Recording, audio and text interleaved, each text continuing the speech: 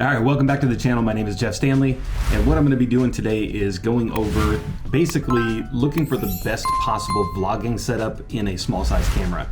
I've got 3 different cameras that I'm going to be using and testing here, and a few different mic options as well. So what I'm going to be doing is I'm going to be using this camera here, which is the OSMO Pocket 2, the OSMO Action, and then the GoPro Hero 9. Now with each of these cameras, I've got a few different mic setups, and I'm basically trying to go through and figure out which one is going to sound best, which one is going to look the best, and which one is going to be the best or the best option to carry around on a daily basis. Something that's not gigantic.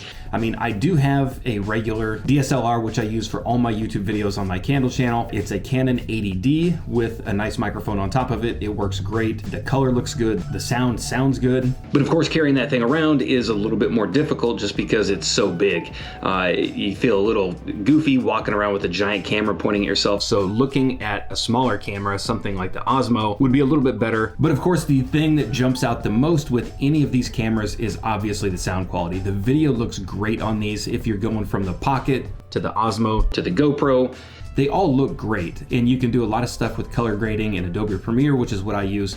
But it all comes down to the sound quality, which ultimately ends up kind of suffering. Now again, for basic vlogs or anything like that, it's really not that bad. Right now I'm currently using the OSMO Pocket 2 on just the basic sound. I don't have the little lapel mic, which is this right here. I don't have this one on yet, but I'm going to turn this on so that you can see what it sounds like. With the GoPro, I have the media mod, which has the encasing, it's got everything around it, and the microphone. So this is what I'm using for the GoPro. It's got the media mod around it, it's got the mic on top of it, so not a bad thing. I've got it on a Manfrotto little mini tripod. This thing works great. You can pivot it all around. And then of course the OSMO Action is another one I like quite a bit. I do like the GoPro and the OSMO for 2 things, and the main thing being the front-facing camera on both of these. The front-facing camera is key for any kind of vlogging or anything like that.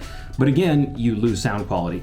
Now with this one, I've got the Deity mic up on top of that one. So the one I'm using, and the reason I like this one a lot, this is the Deity Mic D4, and it has a front and back-facing camera. So no matter what you're doing, flipping the camera back and forth, you get good audio. And we'll test it on this one. You get good audio no matter what you're doing, flipping the camera around, pointing it at something, or keeping it at your face. So currently this is the audio setup just straight out of the OSMO Pocket 2 without this, the lapel. I'm gonna go ahead and turn this one on. So this one is on now. So I'm basically using the lapel mic. It's definitely a little bit goofy kind of to carry this thing around. You can clip it down here. It's not too bad if you're doing any kind of videos or anything like that. It's really not, it's easy to get over having this and walking around with this. It doesn't stick out too much. It definitely doesn't stick out as much as the Deity on top of the OSMO Action. The other one that I've used quite a bit is the Rode Wireless Go. I actually like these quite a bit. You hook this side up to the camera. It plugs in just basic cable right into any of the cameras that I have. And the other side of it sticks onto the shirt just like the lapel mic with the OSMO Pocket. Now this one does come with the dead cat just like the OSMO Pocket, but the dead cat on the Rode is absolutely worthless. This one you can kind of move it around and you don't really do anything. It'll pop off every once in a while if you move it enough, but it stays on pretty good, so it's actually not that bad. The Rode, on the other hand, no matter what you do, the second you touch it, it just falls right off. So the dead cat on this one is absolutely worthless. At some point, I'm going to come up with a way to just basically stick it on here so it won't come off. Now, I don't want to keep it on there all the time, so I got to come up with some kind of a sticker method that just sticks on there.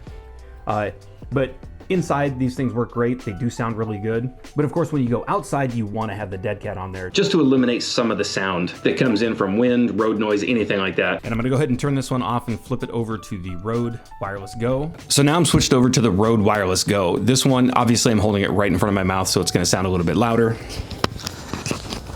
But again, I have used this one in other videos, clip it to the shirt, and it does pretty well. And of course, jumping from the sound from the regular OSMO Pocket with only the mics on the device itself, and then switching to this, there is a nice difference. And then of course, if I was jumping over to anything with the camera that I use at home for my Candle videos, I use a lapel mic. This is the Rode lapel mic. It's a great mic. It works extremely well on any of the videos. They plug directly into the camera.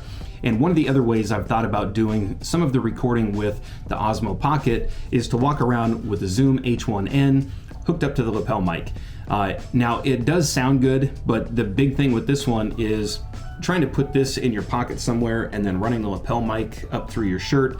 It's not the best option for walking around in your neighborhood, walking around town, doing anything like that. But if I'm doing any kind of videos in the house where the pocket is stationary, it's not that bad at all. So this is definitely a decent option. The big problem I run into with something like this is going through and editing. It's just an extra step lining up the audio from the H1N to the audio with the video. And again, once you've been doing this for a little while, it's not that bad to line that stuff up, but it is an extra step. And it's always nice to just pick up a camera, hit record, and you're done. Everything is right there, everything sounds good. And that's kind of the goal with this video, is to find out what is gonna sound the best, what's gonna be the least cumbersome to carry around. And hopefully by the end of testing, I'll know exactly which one I wanna go through and start using on a daily basis. So that's pretty much it with this one. If you've got any questions, or if you wanna see anything with the part 2 of this one, which is basically gonna be me taking these, walking around, going outside, inside, doing different setups so that I can actually get a feel for what it's like to pack these around, please let me know in the comments down below, and I'll try to add any of those thoughts, suggestions into the second part of this video. And of course, please tell me which of these cameras looks the best from your side watching this on YouTube.